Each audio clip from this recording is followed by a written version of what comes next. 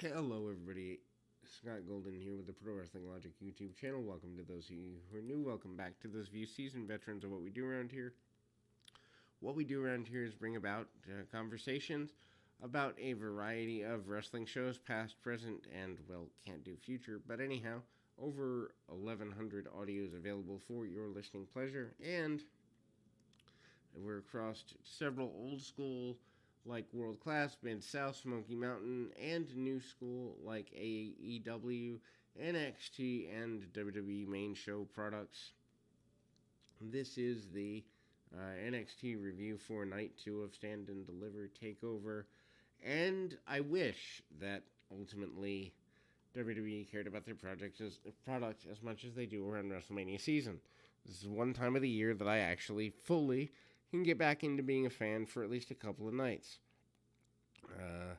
The pre-show match, which I hate pre-show matches because it's disrespectful.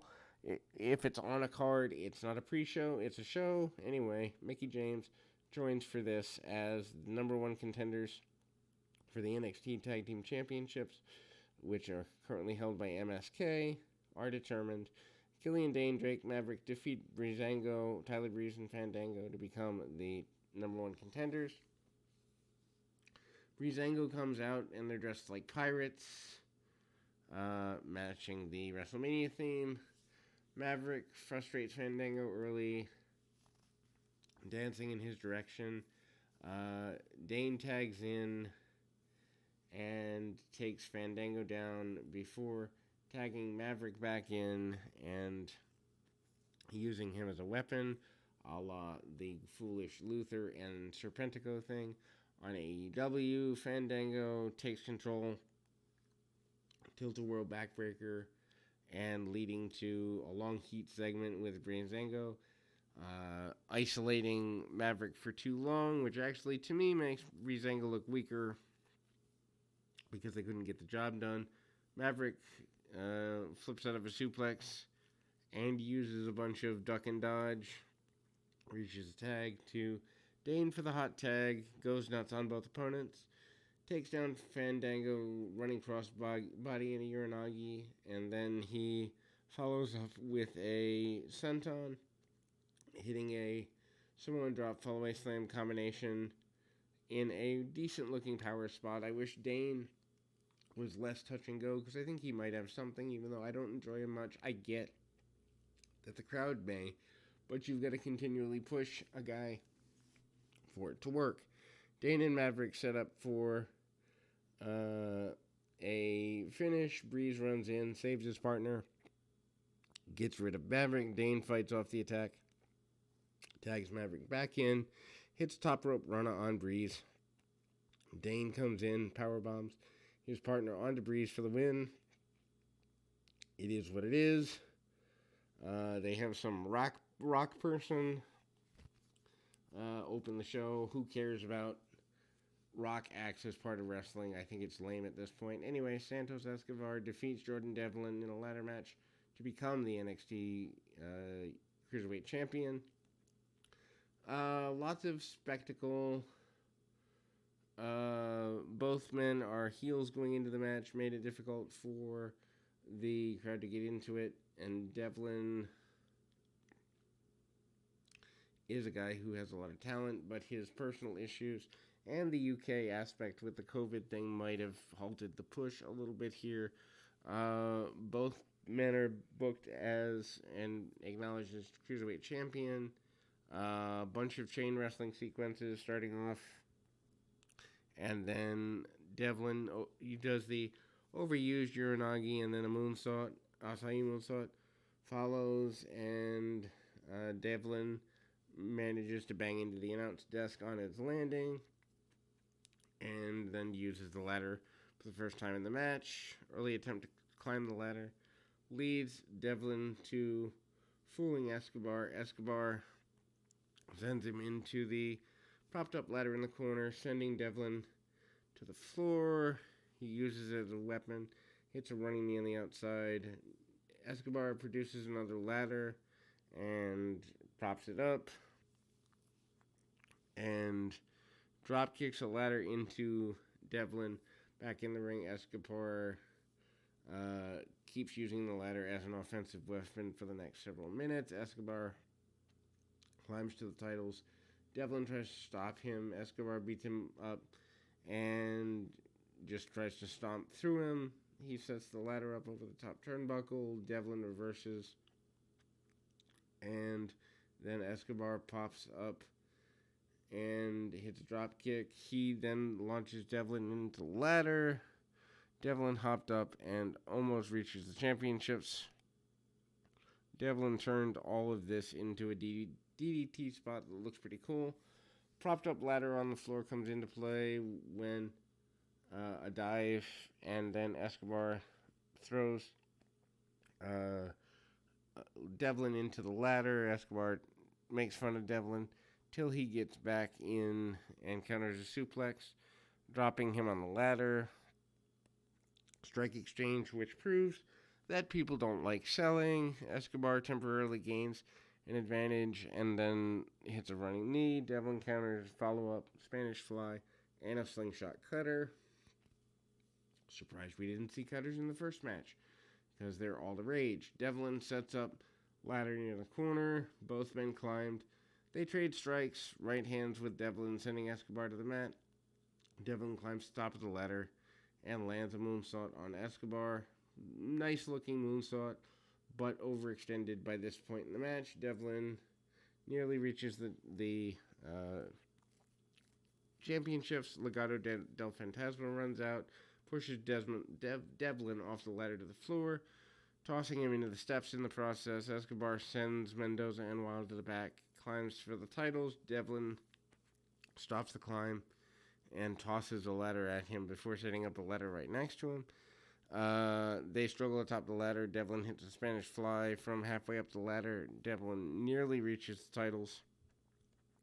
Escobar climbs back up and sends him clashing through the ladder to the canvas. With a headbutt, Escobar grabs the titles and is the winner of your first official match of the night. Escobar celebrates with his son and Legado del Fantasma. MSK are interviewed backstage. They are interviewed about the tag team title victory last night. They're excited about winning the championships and ready for Dane and Maverick, who will be their challengers. Shotzi Blackheart and Ember Moon defeat The Way, Candice LeRae, and Indy Hartwell to retain the women's tag team championship. Short and I guess you'd say ultimately compact match, not overstaying its welcome, not too much compared to what we just saw. Hartwell and LeRae attack before the bell, and there's a step-up senton from LeRae, gets a quick near fall, and then Blackheart is their victim for a while. Double team moves for quite a while. Blackheart gets a hope spot here and there, but she gets cut off several times by The Way. Enziguri brings Blackheart just enough time to reach Ember Moon for the first tag of the match, and she took 4 or 5 minutes of heat.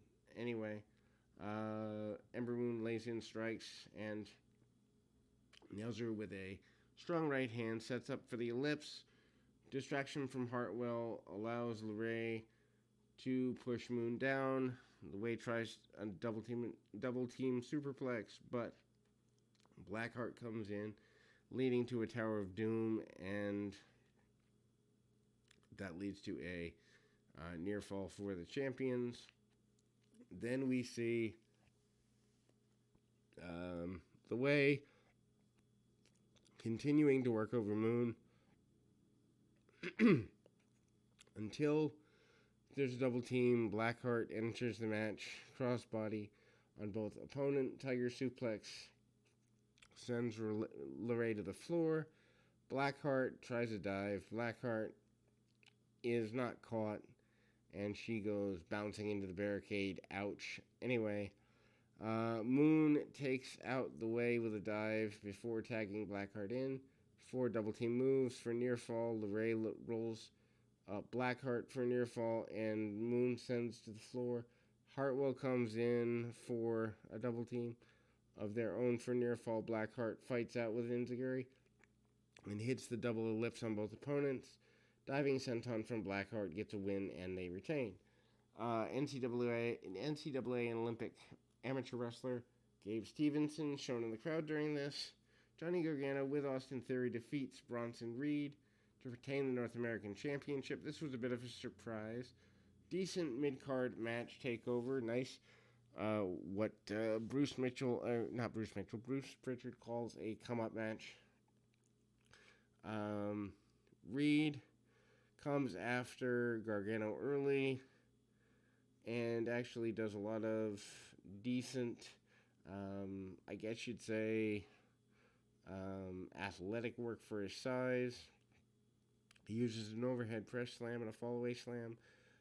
Gargano goes after the arm and tries a slingshot spear, but that doesn't take Reed down. Reed then goes after Gargano and uses his power and size advantage, but Gargano comes back with a chop block and running forearm. Gargano sent Reed to the floor and then tries to follow up with a plancha. Reed catches him in midair.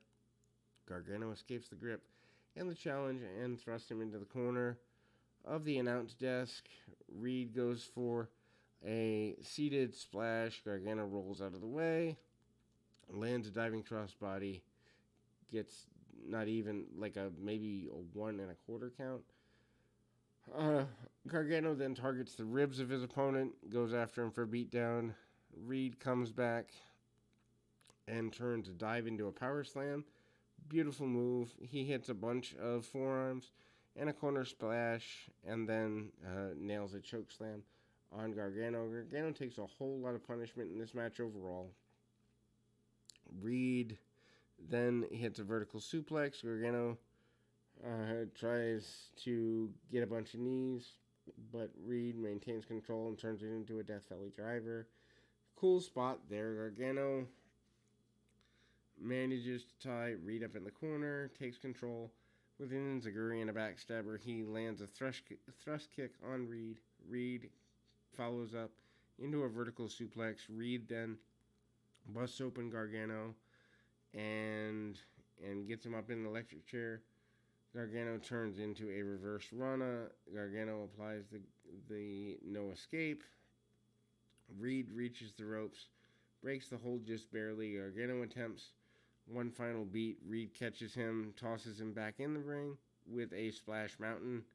Talk about major. Anyway, Gargano rolls out of the way of the splash and lands half of the do-it-yourself for a 2 count. His old tag partner double team finish, only doing his half. Reed climbs the ropes for the bullfrog splash.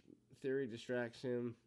Gargano gets the chance and stops the dive. Gargano attempts top rope Rana, which doesn't happen.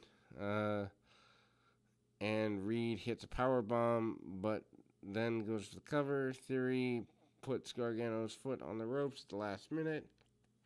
Reed gets Theory's face, catching a Gargano dive, sends him into Theory.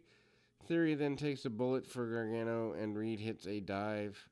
That's pretty amazing for a guy his size. Too many dives, though.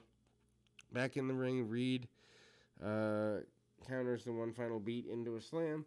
For near fall, he tries to follow up with powerbomb, but Gargano rolls out of it and lands a bunch of thrust kicks. Reed comes back with a kick of his own, misses a top rope moonsault. Why he's going for that, we have no idea. Gargano hits the one final beat, and then a second one to win the championship, or to retain the championship. So, semi-main event time, Karrion Kross with Scarlett defeating Finn Balor to be your new NXT champion. Match starts slow, and Kross has probably his best performance to date. Match is pretty even for the first few minutes. Kross fires up with a bunch of power moves. Balor gets out of the way from an attempted corner splash. Kross goes shoulder first into the ring post, which is interesting because I think it was his shoulder that was the issue here. Anyway, Balor manages to go for the next several minutes after the shoulder and arm of Cross. Cross tries power moves and tries to power out of an armbar, but um, there's an arm trap into almost a forward falling maneuver by Balor. Cross goes into the corner. Champion nails Cross with a spinning heel kicks, and he collapses from the pain. Balor basically goes with a different strategy after that. Targets the midsection. Cross fires up and calls for the finish. Balor counters it with a bunch of shotgun drop kicks, probably about 3 or 4 of them. Balor goes top rope and hits a coup de grace, but Cross kicks out at 2, and then Cross immediately applies a rear naked choke. Balor rolls out of that with a stomp for his own near fall. Champion applies a abdominal stretch on the ground. Scarlett begs for Cross to reach the ropes, and finally did a amazing thing, crushing Balor with a series of a couple of Doomsday Saltos and some forearm smashes, and Cross wins the championship. Not sure where they go with Balor from here, not sure where they go with Cross from here, but like the change in championship. And then Santos Escobar with his friends. He is interviewed about his win, calls himself the Emperor of Lucha Libre. Then we go to Kyle O'Reilly and Adam Cole in your main event. Match goes about 35-40 minutes. Feels like it was too long, but they did a lot of drama, and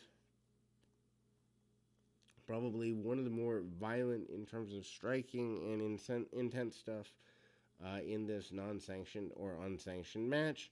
Trading strikes from the beginning. O'Reilly sends Cole to the floor, follows it up with a plancha. He applies an armbar at ringside. Cole fights out. Riley goes after Cole and hits him with a double leg, sends him face first into the barricade. Ouch. And puts Cole up in a chair, lays in kicks. Cole goes for the pile driver, which O'Reilly fights out of. So, automatically they're pulling out all the stops from the beginning. Back in the ring, O'Reilly uses the ropes for a guillotine, and then they go back to the floor. Cole grabs about 6 to 8 chairs and attacks O'Reilly with one. Why he needed this many, we do not know. He goes after the back, hitting a neck breaker onto a chair. O'Reilly fights back and goes for a Kimura, but Cole counters with the basically modified suplex for a near fall. And then ultimately we go to Cole continues with a knee lift, and O'Reilly goes for a knee bar. Cole rolls to the floor. A lot of the matches on the floor. Cole regroups. O'Reilly lands a almost shotgun diving drop kick and throws a chair into his face. Grabs a chain. Cole stops that and uses the chain and hits another draping neckbreaker for a near fall. Chain's then tied around the top rope by Cole. The two fight over the chain. O'Reilly finally gets it, and O'Reilly lands a bunch of kicks with the chain around his foot. Cole counters. Chain assisted figure 4 leg lock. Ouch, ouch, ouch. O'Reilly reverses that and then lands a bunch. They both land a knockout level strike for double down. A bunch more strikes. Cole counters with a clothesline using the chain. Cole then hits a chain-assisted backstabber for a near fall, and props up a couple chairs, and they each try to send each other into the chairs. Cole attacks German suplex and a shining wizard for near fall. Cole then manages to move to the floor, tries to suplex O'Reilly onto the steel steps. O'Reilly counters and applies a guillotine, crashing Cole with a knee strike. And O'Reilly is about to suplex Cole into the steps, but he hesitates. Announcers basically are putting over the history of the group the whole time. And then they exchange forearms on the announce table. O'Reilly nails him with a brainbuster. Table didn't even budge or buckle or break or anything. Cole retreats to the broadcast area and smashes a monitor over O'Reilly's head. Ouch. And then he searches under the ring, finds a toolbox, grabs a wrench from the toolbox. Cole tries to stab O'Reilly with it. O'Reilly fights him off. Cole then grabs a tire iron. O'Reilly takes that and hits a rebound lariat. O'Reilly uses chain to apply an armbar and triangle choke. Cole starting to fade, but then grabs the tire iron and strikes O'Reilly across the ribs with it. This breaks the hold, as one would expect. The two then set up some chairs in the middle of the ring, exchanging strikes. O'Reilly tries to gain an advantage, and a low blow sends him to the mat. Cole follows up with a super kick for near fall. Cole grabs a chair, wraps it around the head of O'Reilly. Odd to see headshots here. He's trying to Pillmanize O'Reilly, but ref begs him to stop.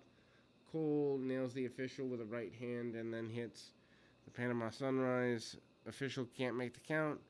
Cole berates the unconscious official. O'Reilly rolls out to the ramp and throws Cole another chair right in the face. O'Reilly rolls the floor, and then they do a bunch of brawling around the ringside fence. O'Reilly locks on a jumping guillotine. Cole drives him into the stage, and he goes crashing through it.